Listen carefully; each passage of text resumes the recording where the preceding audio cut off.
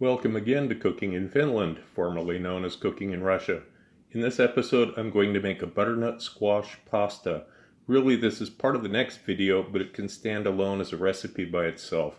The ingredients are very simple, but if you've not made fresh pasta before, this is not the one to start with because it's quite a bit more difficult to work with this than plain pasta.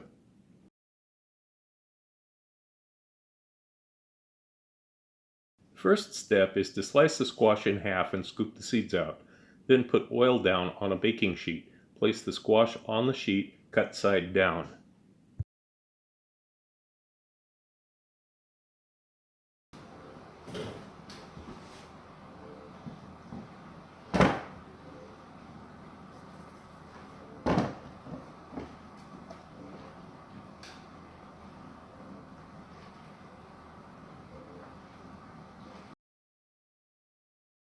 After it comes out of the oven, turn the squash over so that the cut side is facing up. Let it cool for an hour or two before proceeding. Now scoop the flesh out, leaving the skin behind. Put this in a food processor and puree. You'll need to scrape the sides of the food processor down a few times. Next, pass the squash through a tammy or a wire mesh sieve. You only need about 50 grams, that's 1 3/4 ounces, for this recipe, but you'll probably have enough to make double this amount. Clean the food processor bowl and put the flour, squash, egg yolks, and salt in.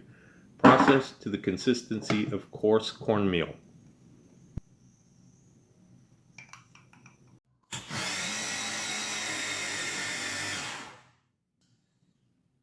Now add half of one of the egg whites and process again, scraping the sides down as needed.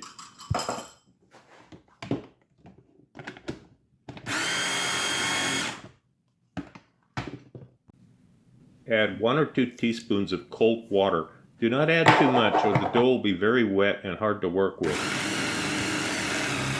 Now scrape it out into a bowl. Sprinkle on some orange food coloring powder.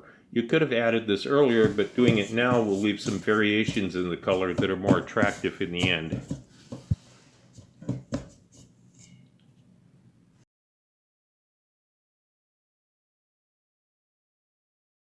Now you do the usual routine with the pasta machine, starting the machine on setting 1 and working your way up, adding flour as needed to keep the dough from sticking to the roller. You'll need more flour than usual because this is a much stickier dough due to the squash in it.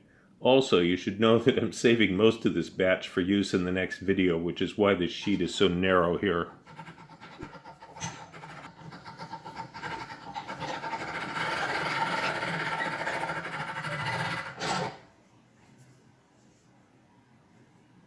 When you have a reasonable sheet, you can cut it into linguine. Don't cut it any narrower than that or it'll just become a blob.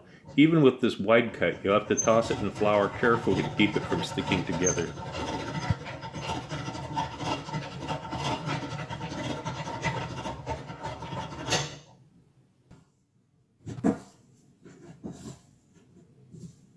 Cooking fresh pasta is simple as always. Just about 1.5 minutes in simmering, not boiling, salted water. Then strain it, add it to a bowl with a little butter, toss it around to melt the butter and coat it. Maybe add a little Parmesan cheese and maybe some basil, and you have a very unusual and flavorful pasta course. Thank you once again to my subscribers and especially to my members. I appreciate your support.